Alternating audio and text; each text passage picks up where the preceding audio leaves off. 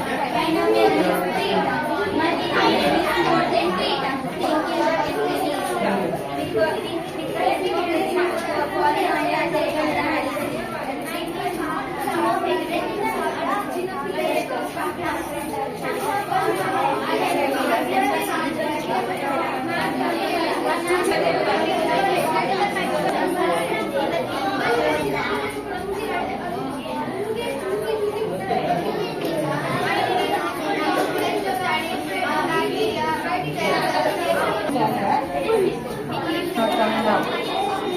They're dancing the bar, they're singing, so that's not coming up.